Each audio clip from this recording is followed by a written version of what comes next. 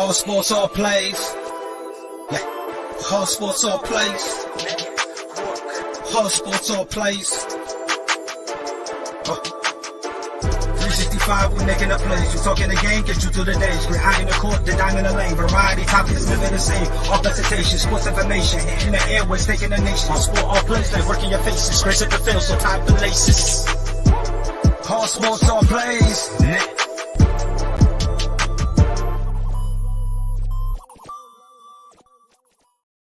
Hey, what's up, ladies and gentlemen? It is your girl, Sensei. I am here. I am back with the Sports Senseis once again, your favorite podcast to get all of your sports news. On this particular episode, we are talking about the women's Final Four championship between LSU and Iowa. Of course, we got to get into some Angel Reese versus Caitlin Clark. We got to talk about Cam Newton as well as the NBA MVP. We have so many topics to cover for you today, a wide range of topics, and you are going to love all of them. I'm so excited to get back in with the ladies. But before we get started, check out this cool video.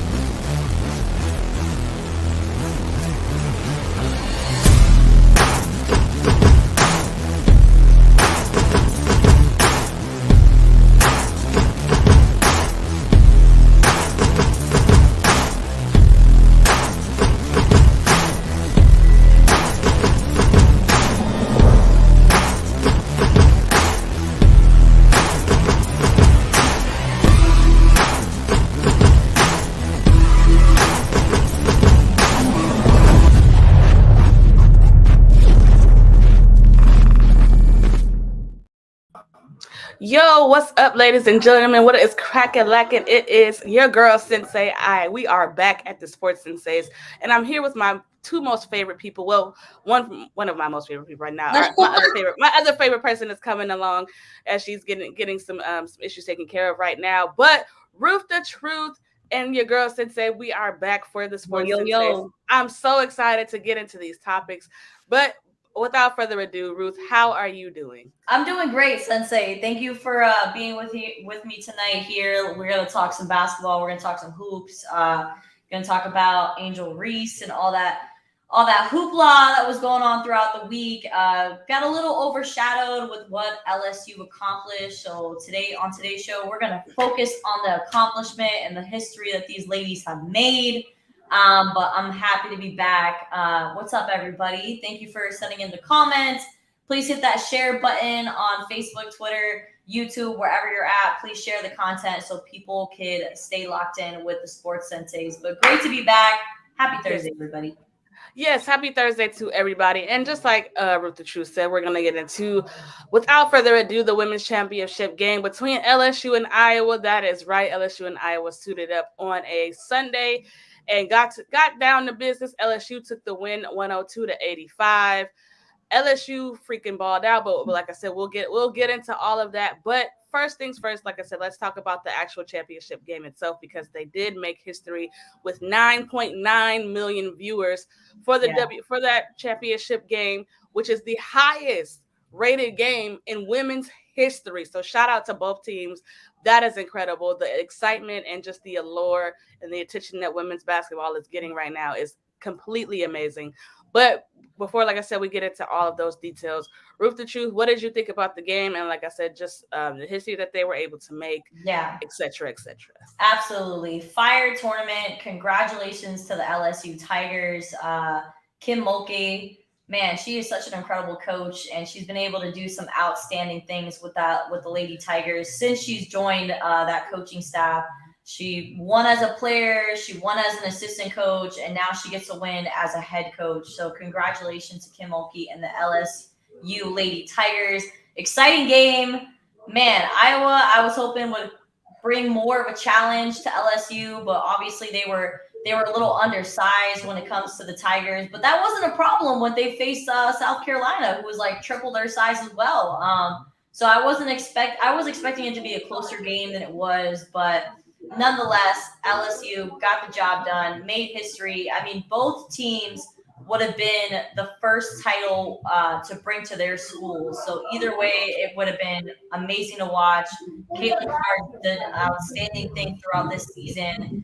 She's probably one of the most watched players in the world right now. Probably, she hit crazy numbers as being like one of the biggest athletes being Googled in the last month or so. So congratulations to what they brought to women's sports. As you said, 9.9 million hitting records, and that's what people, doing the right thing and watching on cable. But you don't know about those underground StreamYard that people be hitting as well. So great to see it happen between the two teams. They fought a great fight throughout the whole entire tournament in totality, and it was just amazing to witness. And as I said before, congratulations to the LSU Lady Tigers for getting the job done.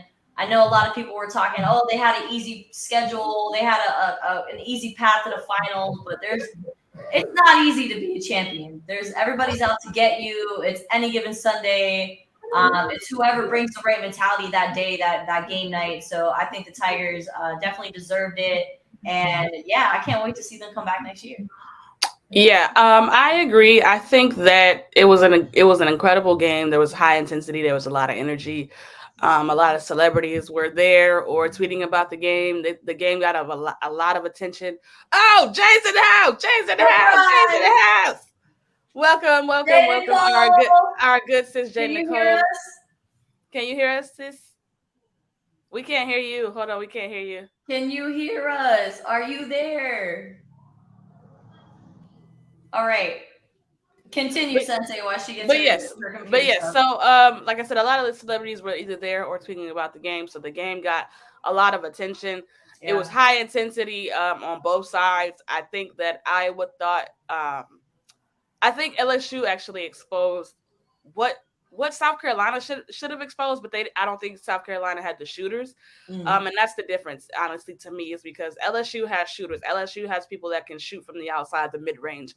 So you can't crash the paint against LSU the same way that you could do against South Carolina. And to be quite honest, Iowa's not a good defensive team. They've never been a good defensive team.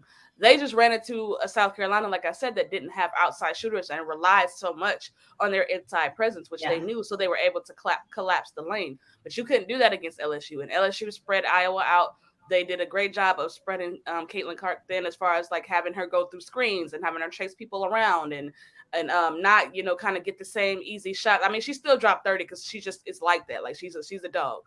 But they made that was probably the toughest 30 she's ever had to get. She worked for every bit of those 30 points.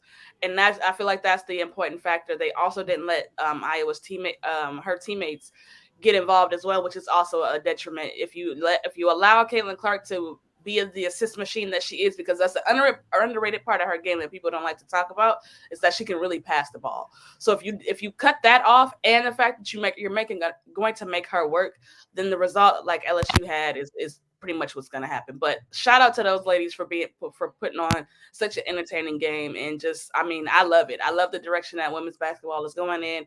I love the fact that these ladies are becoming stars within their own right. They're, like I said, a lot of celebrities are starting to reach out to them and connect with them, and they're making money. Like it's just an amazing time to be a fan of women's basketball. But JK, are you good now? Are you able to hear us, sis? Now? Okay, so yes, you're there. All right, she is. So Jay, go ahead and let your thoughts run on the women's championship game, ma'am. Yeah, what a beautiful game to watch. I actually just rewatched it right now, right before the show, and then I got all these technical difficulties. But just what a beautiful game. LSU, like you said, Sensei, they exposed Iowa. Their shooting was lights out. Their bench really stepped up. As you see, Iowa doesn't have a deep bench. They just depend on their starters. Their starters were in foul trouble. Like at one point, I think third quarter, everybody had 4 fouls. So they really just exposed what, unfortunately, South Carolina could not. Last week we all talked, we're like, oh, Gamecocks, right? But 2, they let Caitlin go off for 41, and it's like, hey, LSU, she still had 30, but they calmed her down. She still broke the record for 3-pointers in a finals game. You know, but they contender and they contend the rest of the team. The fouls, I felt like the fouls were called evenly because both teams were in foul trouble very early. So I think like, oh, it was a very physical, aggressive game. I just watched how they like replayed. I can't think of it, but Iowa's like center. She like kind of elbowed, but then they're like, hey, Reese did the same thing, and they didn't call it like a second. So I mean, I think just a good, hard fought game overall. Iowa came back in the third quarter. They did like a 15-2 run, but LSU was like, no, we're not having that. We're gonna clap right back, get back in this. And I mean, to be honest, I was shocked. A 17-point win. Like I thought Iowa, exactly like we said, they were exposed, but great game. The intensity, the shooting, like, dude, like get up for it. I love sports because of the energy and the fire and seeing them cheer up, pump up, like all of it, all the excitement and the energy that like ain't nobody even talk about the dudes finals. So it's like, oh, you and that's crazy. That's crazy. Let's dissect that for a second because the talk of the turn, honestly, and I don't even think it was just as simple as the championship game. It was the women's college tournament had been better than the men's by far, like bar none. A lot more people were tuning in. A lot more people were talking about it. A lot more people were tweeting and Instagram and TikTok. I mean, everything, like every For You page that I have for all my social medias was talking about nothing but women's basketball. And I think that's the first time that that's happened, at least in my knowledge, as long as I've been a basketball fan. So like, let's kind of dive into that for a second. Like, Ruth the Truth, what do you think about like people talking about the women's game more than the men's game this year? And what were your thoughts on the men's tournament? Finally, like, come on, give us the platform. We're working hard. These women are athletes as well. And I mean, they might not dunk 30 times a game and have all these crazy acrobatic jumps and all this kind of thing, but they still hoop and they're still passionate about the game and they still trash talk everything that we enjoy of watching sports. That's what brings us together. So I'm ecstatic that the women are finally getting the platform that they deserve, that people are actually paying attention, they're tuning in. And I mean, to be honest with you, I found the women's NCAA tournament a lot more exciting and a lot more attention grabbing than the men's. No offense to the men's. Shout out to UConn, Jordan Hawkins, the cousin of. I think that's a beautiful thing that they're. What'd she say? That family cookout is going to be fire this year. It's going to be lit. It's going to be lit. Yeah, it's going to be lit. Super excited. There's going to be a lot of this going on. It's going to be a lot of this going on. But now it's a beautiful thing. I'm excited that women are finally getting the attention that they deserve, and I hope this just continues to build. And obviously, with Brady joining this the Las Vegas Aces, I think is just going to continue to bring more and more attention. So I like it. It's exciting. We got the WNBA draft coming up soon. I'm excited for that as well. It's great to be a woman. Yeah, absolutely. And Jay, what about you? What are your thoughts? Yeah, I mean, just actually, like I said, it really is. It was like the men's basketball. Who? What? Oh, they're playing their game. Oh, okay, you can. Okay, right? Like it wasn't even a thing. You know what I mean? And so just to see that the viewership, women again finally getting that recognition. Right, we can ball. We have intensity. Like let's go. So I'm just excited overall. Proud for women as we keep moving forward. Let's get the WNBA like this. Let's get it. You know what I mean? Let's just keep pushing and doing more. They asked Candace Parker, like, what do you think can propel women's sport? And it's like, yeah, just the exposure, right? Like the championships, like getting sponsorships, as we're seeing NIL take off and the women, taking advantage of that. So I just wanted to see it to grow and grow more. But yeah, men's like Final Four, what? Y'all didn't have nothing on the women's Final Four. Like nobody literally was talking about y'all like ever. Yeah. So this is one for this year. Hopefully we continue the same thing next year. Let's go, Yeah, so I agree. No, I was saying, just great season overall. Great March Madness for sure. For sure. I absolutely agree. I think it was amazing. Like I said, to see the women's game being the highlight and the focal point. I mean, it got to the point where it got to First Take. I could probably count on one hand how many times they've talked about women's college basketball on First Take. And it was like intense conversations where people were knowing, certain players and certain stats and this and that, the third. Like, it was really, really impressive. But before we jump off this topic, we gotta cover it. We gotta go over it. I know it's been the talk of the town, and we didn't want to overshadow the women's game by talking about this. So that's why I made sure I led with that first. But the whole narrative of Caitlin Clark versus Angel Reese. Now, let me give the people a little briefing before we give our opinions. Caitlin Clark is a dog. She got that dog in her, as the kids would say. She has that dog in her for sure. She's, I mean, averaging, I don't even know how many points for the entire season, but she's been going crazy. But nonetheless, she is a person who is competitive, extremely competitive. And if you watched her play, if she's getting hers, she's gonna let you hear about it. On the flip side, Angel Reese is the exact same way.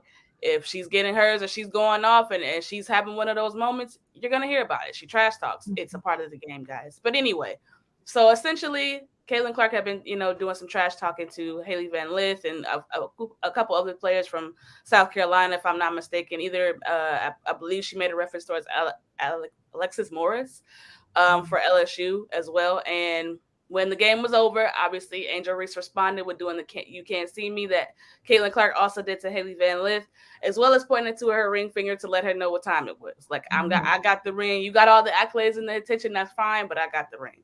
But the conversation has been, was Angel Reese classless or an idiot, as somebody called her on Twitter, for essentially doing the exact same thing that Caitlin Clark does to everybody else.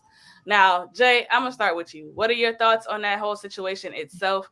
And I mean, just like the whole narrative that's being created around Angel Reese now because of this whole thing. So right, it totally unfair. I shared on my Instagram story on First Things First what Nick Wright said about it. Sexism, racism, it was like, dude, it's cute. Let's just be real. It's cute when the white girl does it, right? It's, oh, she got energy, she poised, she an athlete, she about it, right? And then black girl do it, oh no, it's ghetto, she's classy, and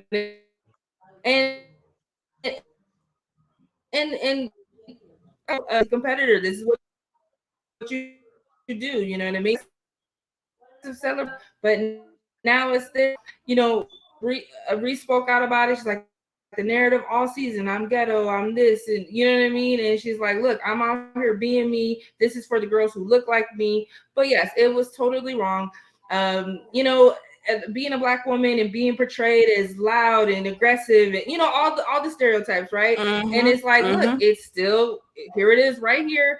They're being enjoying the game, playing the way they play, and it should have just been that. It should have been that, but somebody has to go and make it a thing now, but it really wasn't. So really unfair. Like we said, we didn't want this to overshadow, the game and what they did, and you know what I mean? But totally sexism, because men don't want to see women athletes be aggressive, be like that. And racism, like, it's cute when a white girl does it, or it's fierce, or she's a competitor, but when a black girl does, she's ghetto, she's classless. Like, it was totally unfair. I'm glad, Caitlin spoke about it and said, no, she's a competitor. Right. It's, dude, don't, so it was unfortunate. And hey, like that when Twitter was blowing up, you're like, hey, what happened? You're like, wow, really? This is what we're doing? But again, not to overshadow the game. LSU played their hearts out. Iowa played their hearts out. Good competitive nature. I love to see. This is why I love sports. The hypeness, hit that three in your all of it. Like, do it. Talk your trash. That's what you should do. Like, y'all are sadly mistaken. You think we gonna just hit the three and just walk, gingerly back to the court? Like, no. Like, have that firepower. This is a game. You want to win. You're an athlete. All the trash talk, all the time, every day, all day. Yes, Ruth the Truth. You can't see me. Okay. I thought it was complete and utter BS that people were starting their segments off talking about this national championship game, talking about Angel Reese and her trash talking and how it took away from the game, or it was a distraction, or should she have been doing that? Should Kim Mulkey have said something to her? Like, guys, it's the name of the game. People trash talk. When you're up by 20, you got every single right to trash talk. It's a part of the game. I found no problem with it. I love the aggression. I love what she brings to the table. I love the trash talking. I love it all. That's what sports is supposed to be about. We are all competitors. That's how we, I guess, not fight each other during games. We just trash talk. That's the way it is. So I had no issue with it. I felt like it was a topic of conversation in every single segment on SportsCenter, FS1, ESPN, and I'm just like, stop. Because first I want to know who even said what, like who complained about it, who had negative comments towards it. I didn't read anything. I didn't see anything. So I'm not even sure where that it was there. started. Hey, like who had an issue with it? The woman won the there. championship, won by 17, scored the most points in a tournament, dropped 15. Like, let her be. I'm totally happy with it. I hope she brings more of it next season or next year if she doesn't go to the draft. Like, I want to see more of this out of these women hoopers because that's the name of the game, and they got to bring that toughness. I mean, we see it all the time in the NBA. Like, they fight each other, they trash talk, they push each other, they get in each other's faces, they step over each other like in the most disrespectful manner. So I mean, we get all riled up and excited about that. So all of a sudden it's an issue because we got a young lady doing it. Get out of here, man. Get out of here. This isn't the 60s anymore where we gotta wear, us women gotta be all proper and cross our legs and no. We're hoopers, we're athletes, and we can hold our own, and we can do it just like the men do it, and there should be no issue with that. So keep on doing your thing, Angel. I think you're amazing. Yes, I agree. Let me start this by saying I love me some Angel Reese. Okay, I've always been a fan of her since she was at Maryland. I like her game. I like her attitude. I like the trash talk. I like all of those things because at the end of the day, like she said, all season long she's been called ghetto. She's been called hood. She's been. I mean, she's been called everything but a child of God. It's essentially at this point. So I'm completely here for it, and I'm glad that she called it out. I'm glad that she brought it to the forefront because at the end of the day, trash talk is a part of every sport. You can play tennis, you can play golf, soccer, baseball. It doesn't matter. Like trash talk is a part of sports. If you are somebody who's played sports or you love sports, you love trash talk because it's a part of it. The fact that they made it seem like this girl harassed her or like damn near they acted like she punched her in the face. Like she just gave her back what she was giving everybody else. And I saw somewhere that I want to address something. I believe it was I forgot the name of the show, but it's Shady McCoy is on that show. Speak on FS1. Yes, speak on FS1. And the guy, what is it? The white guy? I'm sorry, what's his name? Like Rick something? Like I forgot. Oh yeah, the guy that covered the Cavaliers. I can't remember. Yes, that guy. Yeah. And he said, "Well, she didn't do it to LSU. Caitlin Clark didn't do it to LSU or Angel Reese directly. So why is she responding?" Let me stop you right there. It doesn't matter who you do it to. It's the simple fact that you do it. So if you're going to do it to somebody else, you've got to expect somebody else to do the same thing back to you. Somebody is waiting to humble you, or somebody is waiting to get their get back. And that was Angel Reese's moment. That was her get back. Yeah, you did it to everybody else. You can't see me. Yeah, you waved off the girl from South Carolina because you wasn't worried about it. Ultimate disrespect. So now we up 17. I dropped 15, and you can't see me. And the ring belongs to me, not you, to me. So I am over the moon happy that she did it. I'm happy that she stood in it. I'm happy that she's still standing in it and saying, yes, I said what I said and I meant it. Who's going to do what about it? If you don't like the fact that I talked trash, beat me then. You didn't beat me, so you can't, you know what I mean? I'm so thankful that her agent or her representative did not tell her to go out there and put out. And yeah, the politically correct statement. No. Stand in it completely. Stand firm in it. Stand 10 toes in it. Yes, I did it. Yes, I said it. And this is why. And she even gave a reason why. I did it because she did it to somebody else. I did it because also she disrespected my sisters from South Carolina, which I love, by the way. Like, these are teams that are in the same conference that are competing, but she's like, yes, they go to South Carolina, but those are my girls. Those are my homies. And I didn't take too kindly to the disrespect. So I was in a position where I could get back, and I did that. And I love the fact that she was unapologetic about it. Like, sis, listen, as a Black woman myself, there's nothing I love more in the world than a confident Black woman who's is more over the moon, like secure in that. And the fact that, yes, I'm a confident Black woman. Yes, I'm going to talk my talk. And who's going to do what about it? Like, we need more examples like that in the world for these young girls to look up to so they don't feel like they have to silence themselves. They don't have to shrink themselves. Listen, I'm going to be who I am. They did the same thing to Serena Williams. They do the same thing to Beyonce. Like, I mean, America cannot stand a confident woman, but especially if you're a confident woman of color, and especially if you're a confident woman that's Black. Like, it just is what it is. So I love that. But I cannot wait for next season, because I know Adrian Reese is gonna. I believe she's a eligibility wise, she's a sophomore, so I know for sure she'll be back. Caitlin Clark is gonna be her senior season. She's gonna be back. Mm-hmm. Paige Buckers is coming back for UConn because she was out for the year with an ACL injuries, as well as they have Ozzie Fudd. South Carolina, Dawn's gonna reload, so they're gonna be back in the mix. Like, it's going to be exciting times for women's basketball next year, and I'm excited to see it. But those are my comments on that. We'll go ahead and leave that alone for now. And you know what's great? No. You know what's great about people paying so much attention to women's college basketball? That it's just going to bring more eyes to the WNBA. Because obviously, once you become a fan of a player, once you make that connection with a player, you want to see them out throughout their career. So women's college basketball, gathering momentum is only going to help the WNBA, which is really, really exciting. But we got another topic on this. Real quick before we speed past this. Shout out to Flau'jae Johnson. I love me some Flau'jae, and I also like her as a rapper and a hooper. And Lil Wayne, listen, I know you said that y'all have been speaking about doing a song together. Please do that for my girl. Like, I would love to see a Flau'jae Lil Wayne song, because he's a big LSU fan. He's been FaceTiming Angel Reese throughout the tournament, and he's a big sports fan. So if he rock with you, he rock with you. So shout out to Flau'jae, because sis, if you get that Lil Wayne feature, you out of here, man. You out of here. So shout out to them. But we do have another topic as it pertains to the women's game. Jill Biden, for whatever reason, decided that she wanted to get in front of a press conference and speak about the women's game because she was in attendance, and said that she wanted to invite both teams, the winning team and the losing team, to the White House. For what reason, I don't know. But Ruth the True, because you were starting to speak about this. What were your thoughts when you heard this? Yeah, I'm gonna just go ahead. This is blasphemy. Jill, I don't know if you were just riding high on being at the game and witnessing everything and kind of getting to experience that atmosphere and everything, but you're getting way too ahead of yourself.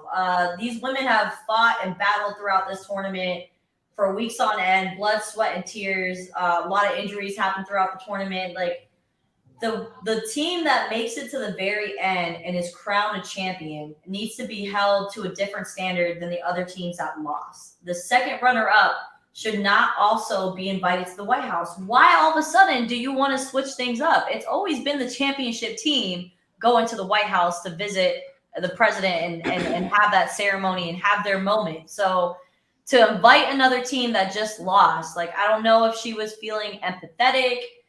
Maybe she felt like she was on that side of, Caitlin Clark got bullied too much, like I don't know what she was thinking, but I think it's really insulting to the LSU Tigers.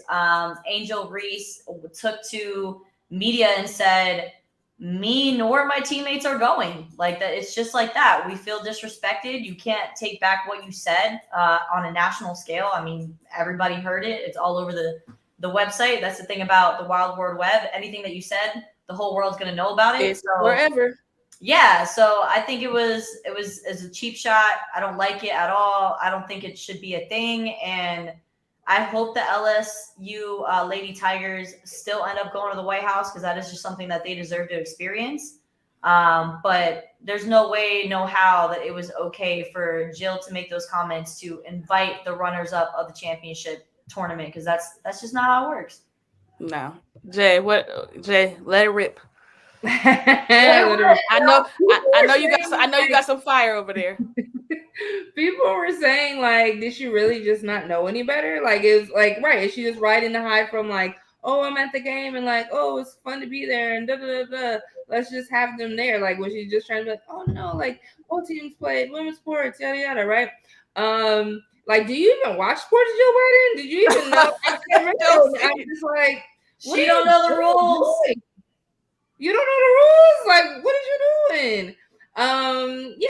Everybody, like, even with all the controversy, even before this, with teams not going because of who the president was and all this stuff, At this point in your life, Joe Biden, you should know only the winning team goes. Don't try to get cute now. Right, it was disrespectful to LSU. It's like the winner is the one who's invited to the White House. Who cares that you went to the game? Was this the first basketball game you ever seen in your life? I don't know. You were sitting next to a tennis legend and some other play. I don't know. Were you just feeling yourself? You thought it sounded cute? I don't know. But Joe Biden, stick to what you know. And basketball ain't it. Don't say what you just say. I don't know.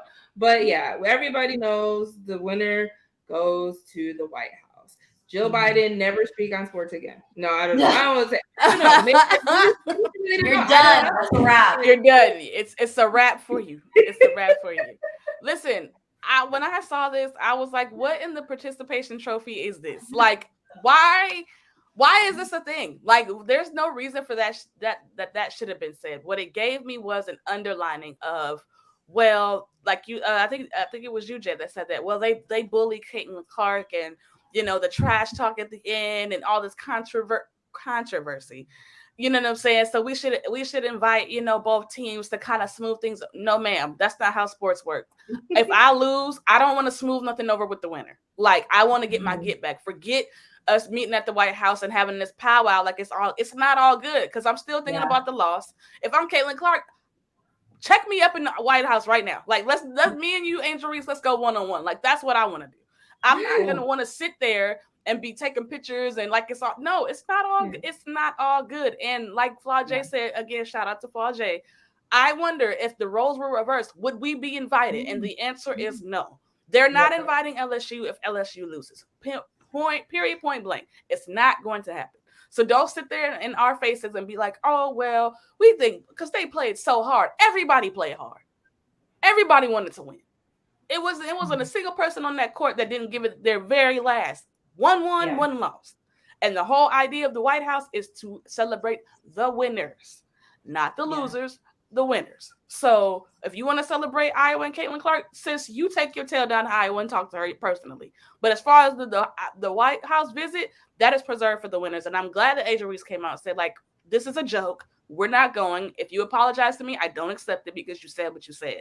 Like I said, there's always an underlining, especially when it comes to politics. Like, she said, you know, I want to invite them because they played hard. What she really means is they look like me. Everybody on Iowa's team looks like me, and I feel sorry because they're getting bullied by the black team. That's what that is. I don't care what nobody says. That's exactly what it is. Yeah. And no, that's not what we're gonna do. That is not what we're gonna do. And another avenue.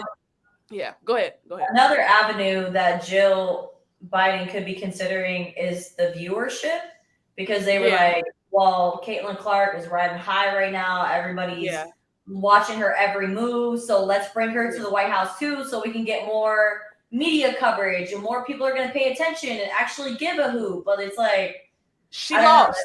Yeah, it's just it's tone deaf. It's tone deaf on her end for sure. She lost. There's been plenty of great players on the losing side that have played great. No, they didn't get an offer to the White House. Right. They didn't. Nobody said we should invite this team because they played. No, that's not how that works. The whole idea. Why start now? Yeah, why start now? Like, the whole idea of going to the White House is to celebrate the winners, people that have won. People have, like, don't get me wrong, Caitlin Clark is amazing and is a great player, and I like watching her play. But at the end of the day, she even said it herself, we lost. Like, I don't want to go to the White House and celebrate LSU and their win. That's their moment. Right. Why are you trying to, like, overshadow their moment by having this, like I said, this participation trophy at we feel sorry for you invitation? No, I don't care about that. If you want to come to the White House, win next time. Or you want them to come. Has anybody from Iowa like had any comments on it? Has anybody read or heard anything? Have they accepted the invitation? Was it like a legitimate thing, or was it just like a comment?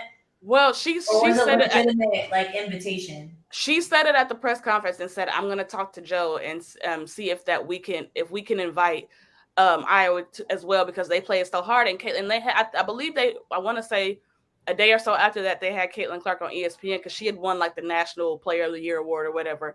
And she was talking about the whole Angel Reese trash talking thing, where she said, look, she had every right to do that. She shouldn't have been criticized for it. That's a part of the game. I did it. I'm a competitor. Like, it just is what it is. And when she talked and they asked her about the whole them going to the White House, she was like, we shouldn't go. We didn't win. Like, they won. That's their moment. Yeah. They should be able to have their moment. And she's the only person that spoke, which, I mean, if we could be honest, no disrespect to the Iowa players, she's the only person that matters. She's the only voice that matters. We want to hear from her. Like, the reason why you want to invite Iowa or Iowa's getting talked about is because of Caitlin Clark.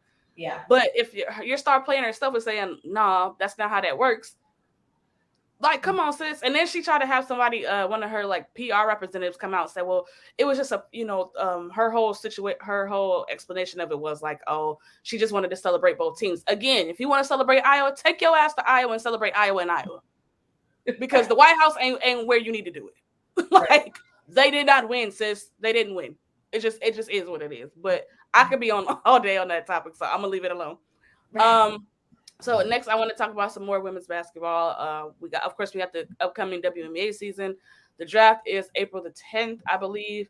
So there's some draftees from college, obviously, going to get drafted. So do we think that the energy from the NCAA tournament in the women's game translates to the WNBA this year?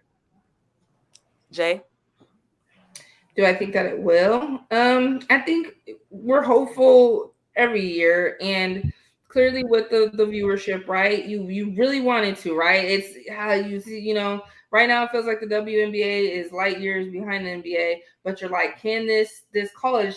Now the thing about college sports is like, it's you repping all the students repping their college, you're repping your state. It's a different atmosphere, right, than it is with professional sports. Although you represent your state, when you're cheering for professional sports. I'm gonna hope that it can carry over.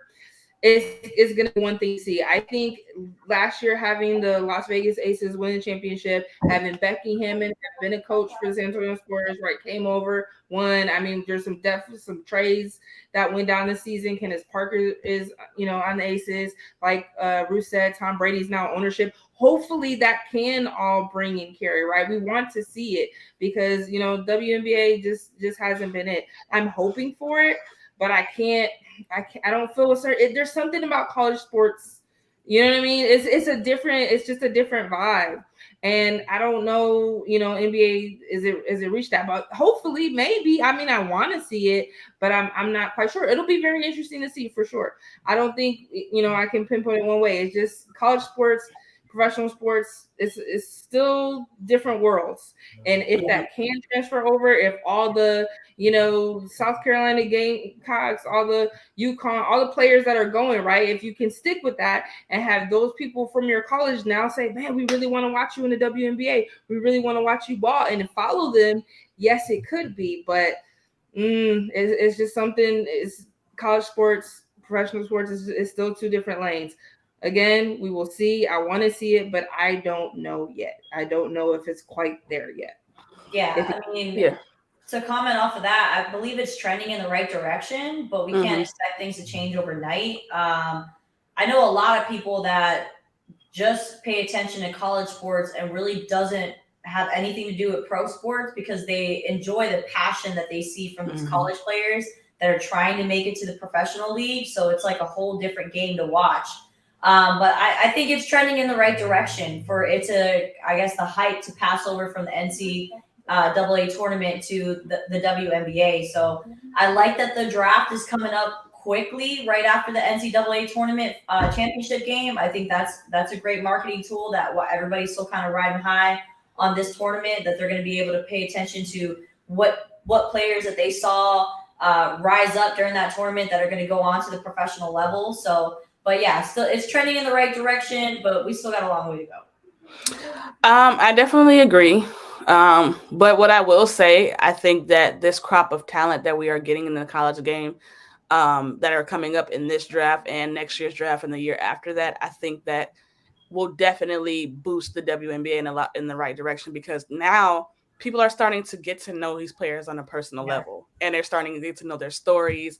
And like I said, the exposure just from this tournament alone, knowing that, we got another year of this same crop of talent, and then they're going to transfer that to the league. I think within the next 3 years, the WNBA is going to take a big leap, in my personal opinion. Just like I said, just with the crop of talent alone, the way that people are talking, that are fawning over Caitlin Clark, and now Angel Reese and Flau'jae Johnson, and just so many other players along down the line.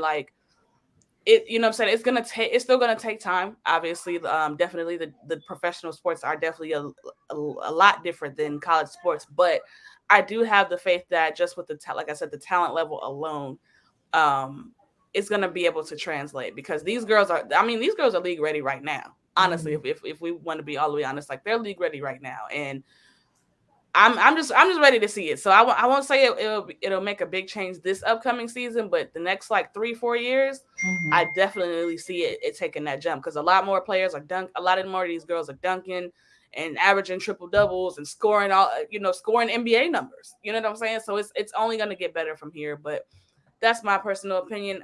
So moving on from women's basketball, let's get into some NFL. So I found this interesting because actually somebody had tweeted about it, and it's Cam Newton giving out a list of people that he would like to be a backup for.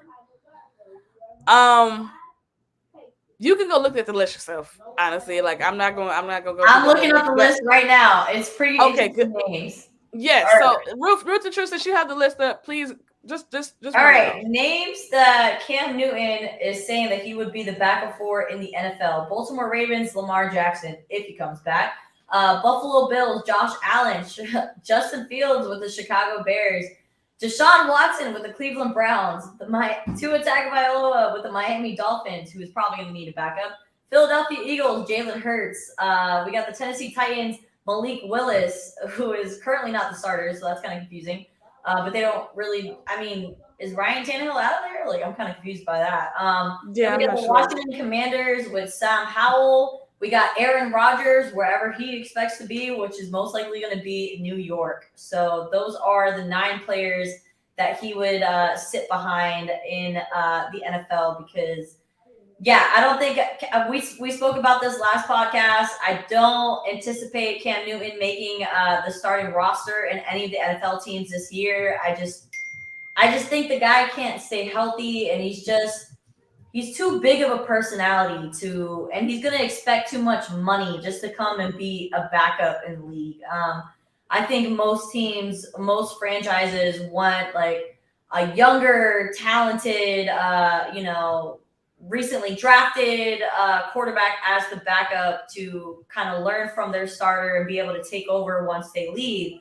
So I think Cam has a shot to play football again. I just don't see it happening in the NFL, but who knows? I mean, he has many accolades: winning a championship with Auburn, making it to the Super Bowl in 2015, a league MVP at one point in his career. So I understand where he's coming from, but I just don't think it's going to happen.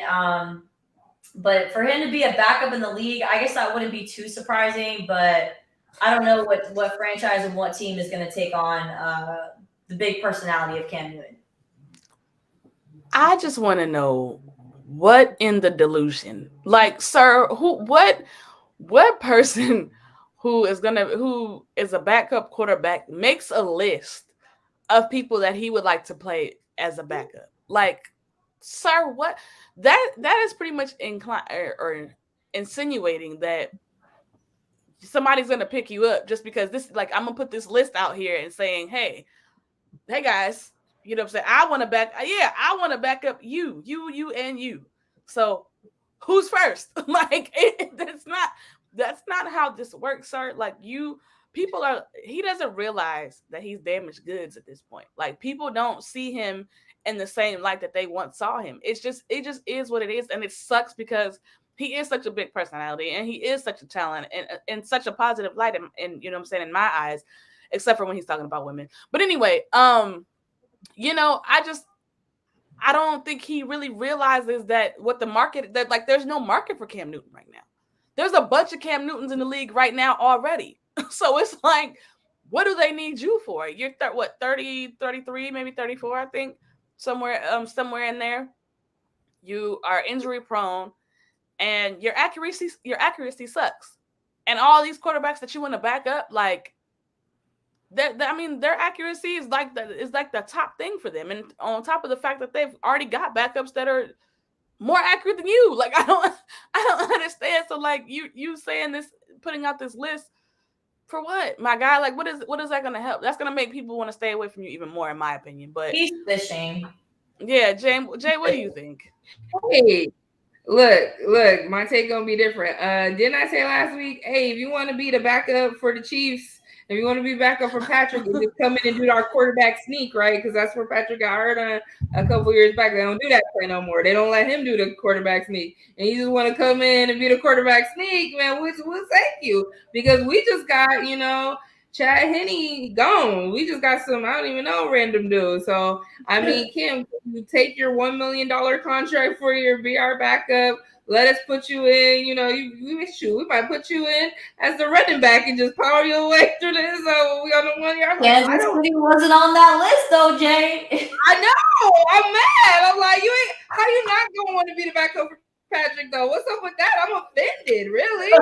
Sam Howell? You want to be the backup for Sam Howell? And you want to be the backup for Patrick? I'm offended. Cam Newton, really? That don't make no sense. And whatsoever. Putting out the list doesn't make any sense. Like that. Really? And Deshaun Watson, really? But you could be, I mean, like everybody else.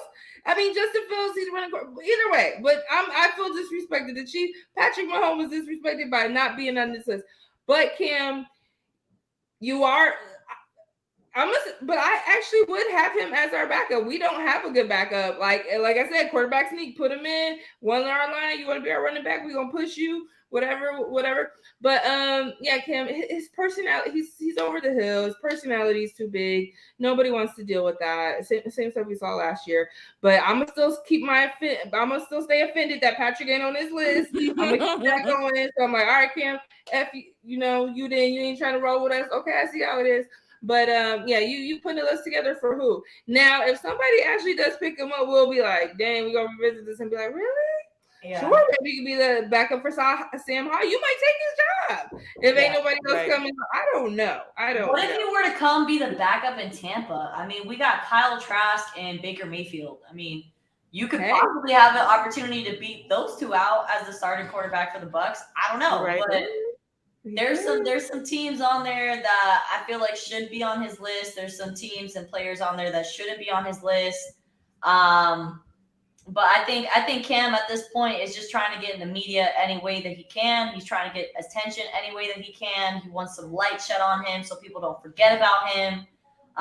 But he's kind of just one of those tumbleweeds that are just keep going along and it's just gathering more and more trash as they go.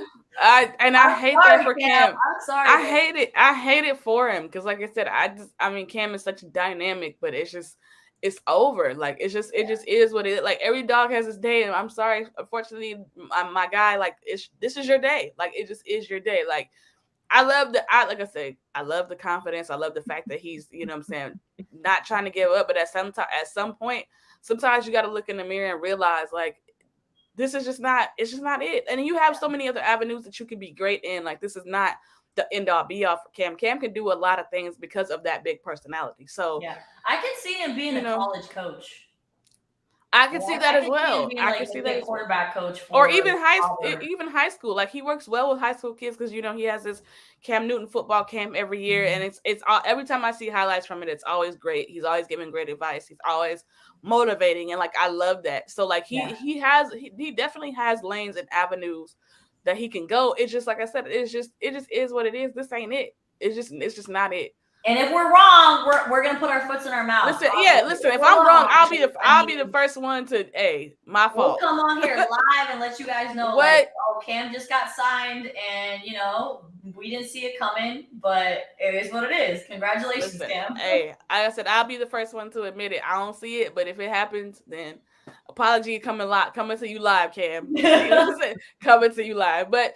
Off of the NFL here, guys, one more topic and then we'll get out of here. Has Joel Embiid wrapped up the MVP race? I mean, he's been playing out of his mind the entire season, but these last few weeks, he's really turned it on and really just been a monster and a beast. And a lot of people are saying that he's a lock for the MVP. So what do you guys think? Has Joel Embiid locked it up, or is there still a chance for Jokic? Because at this point, it seems like it's coming down between those two as far as like who's going to take it. So Jay, I actually no, I think I started with Jay last time. So Ruth, I'll go with you. Do you think Joel has wrapped up the MVP, or what are your thoughts? I just think it's so hard. This MVP race can be so challenging in and out of seasons. Because obviously Giannis Antetokounmpo deserves to be in that conversation. Nikola Jokic, obviously winning back-to-backs already, deserves to be in that conversation. But the thing about Joel is, I think he's doing such an amazing job carrying his team right now. They had a really disappointing loss against the Miami Heat, who were desperate to stay into playoff tournament contention. They at one point they were like down by 30, but they didn't let that rack them, or they didn't let that rattle them as they came back and closed that gap just ever so slightly before they ended up losing. But I mean, Doc Rivers said it himself. Joel deserves the MVP because of how available he's been for his team this year. And I think he's been the solid rock.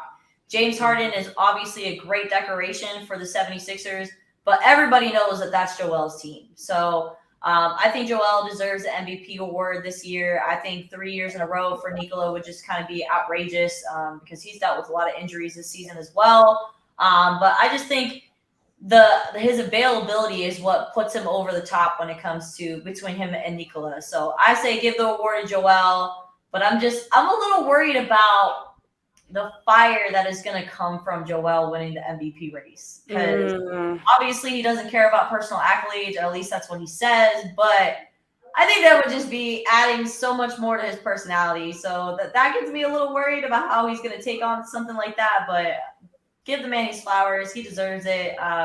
Great season overall. And I'm excited to see what the 76ers are going to do in this playoff, because I mean, playoffs are like not even a week away. We have like 3 more days of the NBA season. That's crazy to think about. Yeah, insane. What about you, Jay? Yeah, I mean, it's interesting to see, because I'm looking, and they said back in February they were like, Jokic had it on lock, but here comes Joel, and they said, this last game on Tuesday he put up another 50-point game, so that's basically solidifying it. But I'm like, hey, don't forget about Giannis. But no, I mean, yeah, he is a dominant big man. They're third in the conference. I don't know how Jokic. I mean, I know you're the most valuable player, but your team should be doing good too. So that's why I'm like, So if it was really between anybody, I see the man get his MVP. Definitely put he's leading his team. Now, can they get it? I mean, I know it's a regular style, but yeah,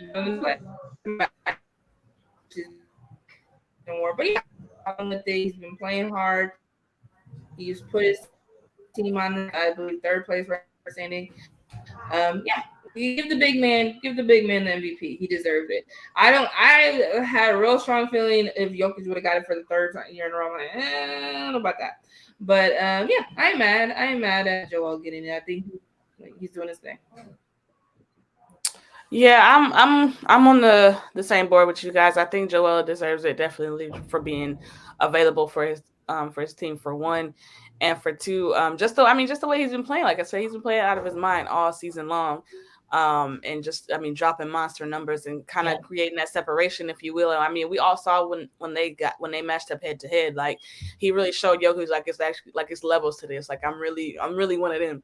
So he's definitely my MVP. I definitely think he's locked it up over the past couple of weeks. And yeah, if Jokic gets it for a third time, like I know something ain't right. There's an agenda there, because there's no reason he should get it 3 times in a row. Like I'm sorry, like that's you're entering Michael Jordan leagues at that point, and now we got to really have a real conversation, because by that time Jordan had at least 3 championships.